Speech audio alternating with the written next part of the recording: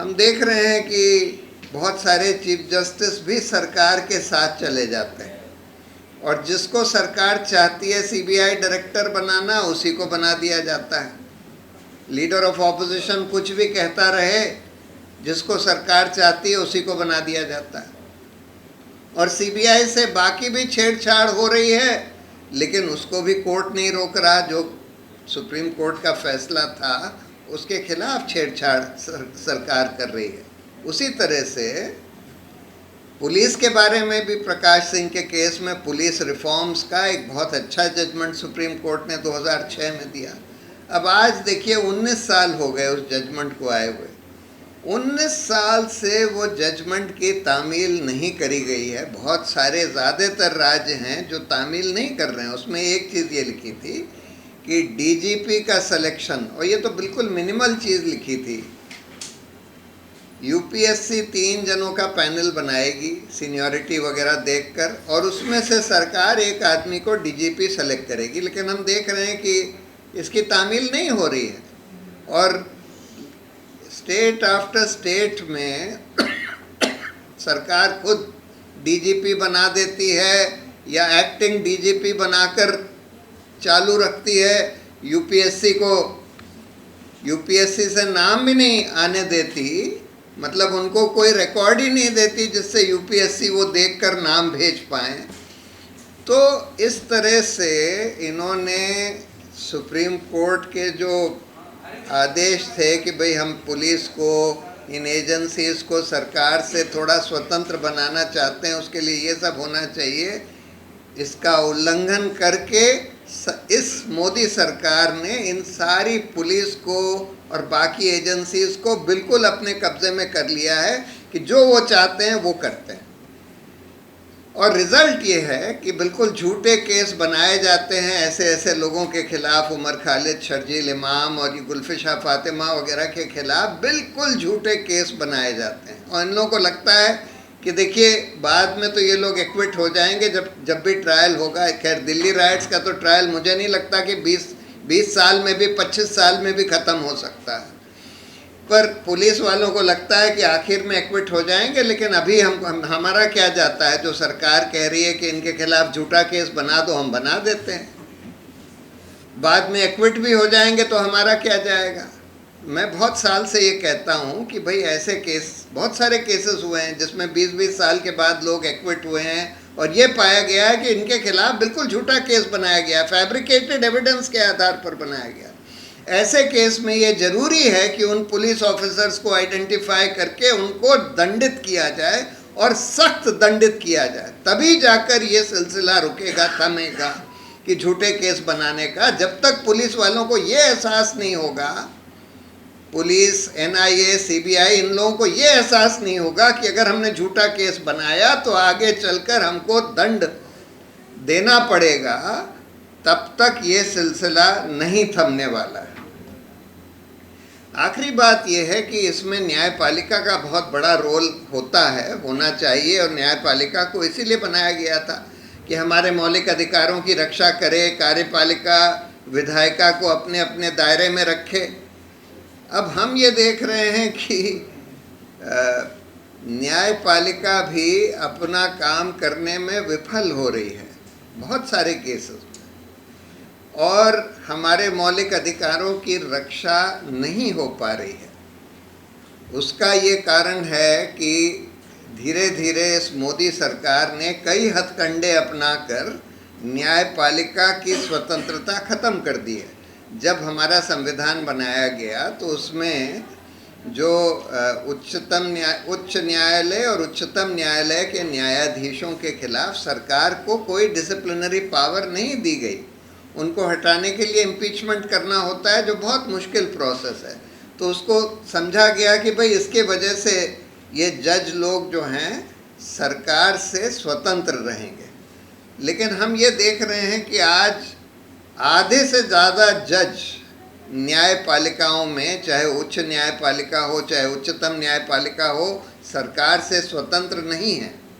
और उसके कई कारण हैं। एक तो जो अरुण जेटली ने एक बार पार्लियामेंट में बोला था कि भाई इनको सेवानिवृत्ति के बाद नौकरी दूसरी दे दी जाती है बहुत सारे जजों को, और उससे इनको प्रभावित किया जाता है। वो कहते थे कि the post retirement jobs given to जजेस influences their pre retirement judgements. बिल्कुल सही बात कहते थे, और यही हम देख रहे हैं कि देखिए कुछ जजों को राज्यसभा का मेंबर बना दिया गया, कुछ जजों को जिन्होंने सरकार की बहुत सेवा करी, गोगोई साहब ने खूब सेवा करी सरकार की, और सेवा करने के बाद उनको राज्यसभा का मेंबर बना दिया। और राज्यसभा जाते वाते नहीं है, उनको आलीशान लुटियन जोन में बंगला मिला हुआ है।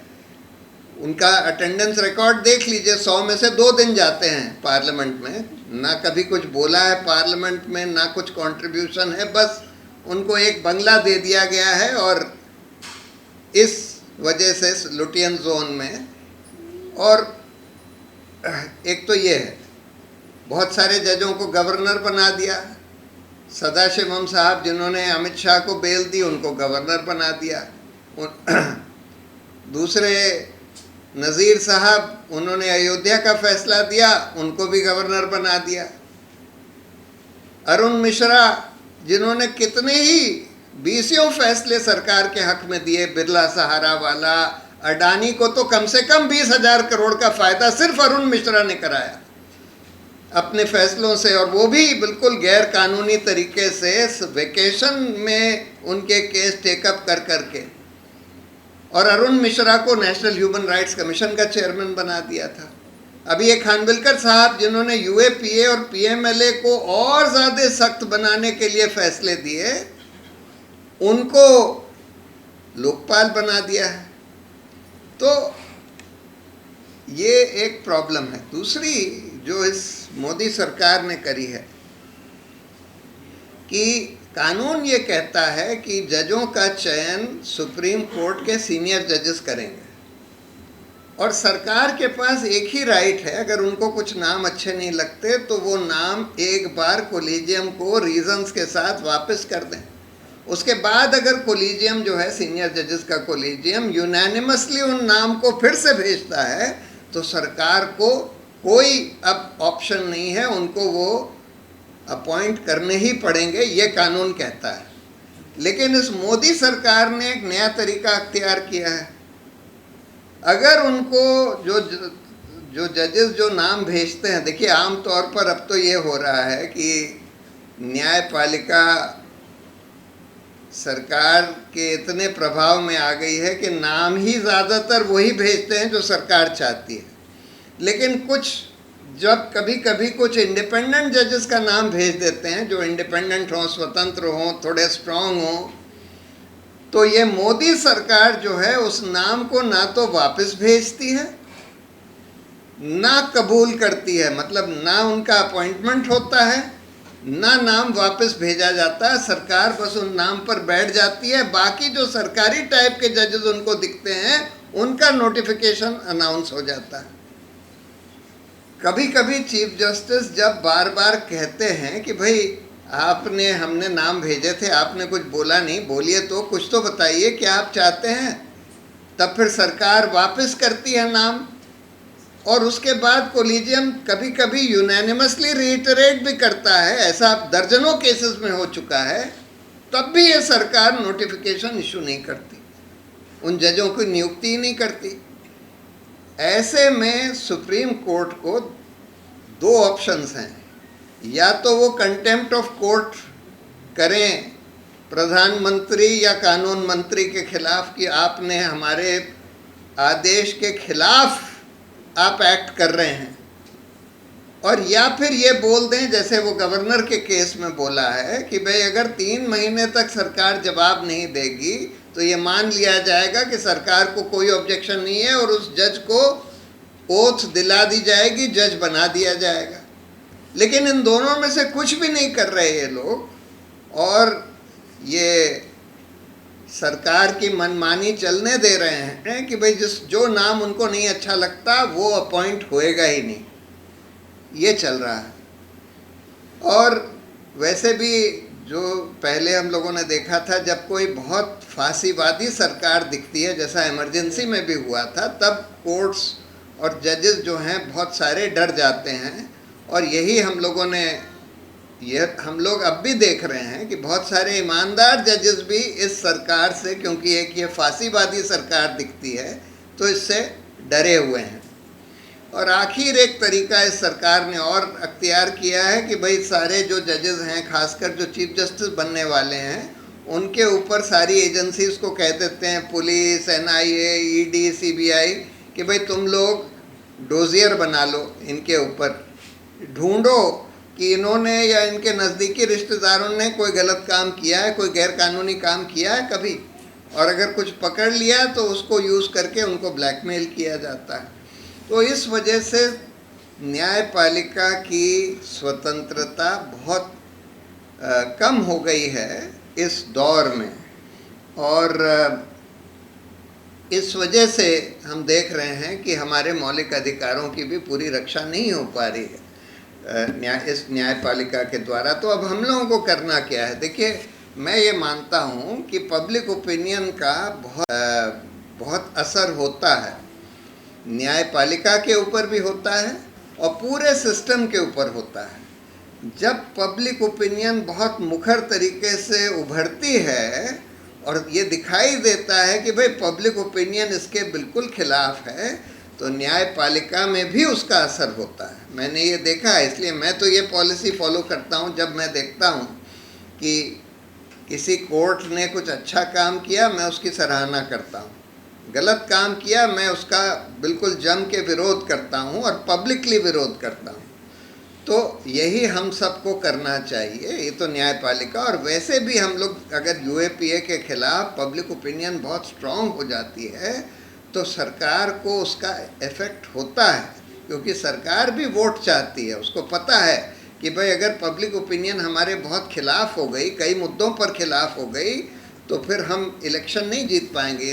ये बात सही है जो कही गई कि आजकल इलेक्शन कमीशन, क्योंकि ये भी सरकार के बिल्कुल चंगुल में आ गया है, उसको इस्तेमाल करके, उसका दुरुपयोग करके ये लोग हर तरह से मैनिपुलेशन कर रहे हैं। अभी एक एनालिसिस निकली कि एक बाई इलेक्शन हुआ था यूपी में कहीं, जिसमें कि मुसलमानों को वोट ही नहीं करने दिया गया। आप ये देखेंगे कि जहां मुसलमान की परसेंटेज जिन पोलिंग बूथ्स पर ज़्यादा थी, वहां पर वोटिंग परसेंटेज बहुत कम हुआ, मुसलमानों को वोट ही नहीं करने दिया। और उसके बारे में उसी समय रिपोर्ट्स आ गई थी कि पुलिस जो है मुसलमानों को वोटिंग करने के लिए जाने ही नहीं दे रही। दूसरा, वोट डुप्लीकेट वोटर्स, ये कहा जा रहा है कि बीजेपी के बहुत सारे फ्लोटिंग वोटर्स हैं। जब बिहार में इलेक्शन होता है तो वहाँ आकर उनको रजिस्टर करा दिया जाता है, जब महाराष्ट्र में होता है तो वहाँ रजिस्टर करा दिया जाता है, और बहुत सारे जो जेन्युइन वोटर्स हैं उनके नाम काट दिए जा रहे हैं। ये भी हो रहा है। बिहार में हमने देखा कि जो 65 लाख लोगों के नाम काटे हैं, उसमें 25% मुसलमान हैं, जबकि बिहार में मुस्लिम पॉपुलेशन 18% से कम है। लेकिन जो 65 लाख वोट्स काटे गए हैं, उसमें से 25% मुसलमान। तो ये सब बेईमानी भी हो रही है। लेकिन मेरा ये मानना है कि अगर पब्लिक ओपिनियन बहुत स्ट्रांगली इनके खिलाफ हो जाए तो इलेक्शन कमीशन के भी अफसर लोग डरने लगते हैं, सारे ही पूरा ही महकमा डरने लगता है अगर उनको ये दिखता है कि पब्लिक ओपिनियन बहुत स्ट्रांगली सरकार के खिलाफ हो गई। इसलिए हम लोगों का काम ये है कि अपनी बात को बिल्कुल मुखरता से रखना, बिल्कुल नॉन वायलेंट तरीके से, अहिंसक तरीके से, बिल्कुल जमकर, जहां सरकार कुछ गलत कर रही है, न्यायपालिका कुछ गलत कर रही है, उसका विरोध करना। और अगर सही कुछ काम हो रहा है, न्यायपालिका में कुछ सही काम हो रहा है, तो उसकी सराहना करना, उससे बहुत फ़र्क पड़ता है। यही मैं कुछ कहना चाहता था। अब ये सब देखिए इसलिए भी चल रहा है क्योंकि हमारी जो इन्वेस्टिगेटिव एजेंसीज, यहाँ दिल्ली पुलिस, कई बार NIA, ये सब बिल्कुल सरकार के कब्ज़े में आ गई हैं। सुप्रीम कोर्ट ने CBI वाले केस में बोला था, वो विनीत नारायण वाले केस में, कि भाई CBI को सरकार से स्वतंत्र रखने की ज़रूरत है। उसके लिए उन्होंने कुछ प्रावधान करे थे कि भाई CBI डायरेक्टर का सिलेक्शन में चीफ जस्टिस भी इन्वॉल्व होंगे, prime minister, leader of opposition, chief justice. और भी कुछ चीज़ें बोली थी कि भाई सीबीआई से आप सरकार कितनी छेड़छाड़ कर सकती है, लेकिन अनफॉर्चुनेटली ये हुआ है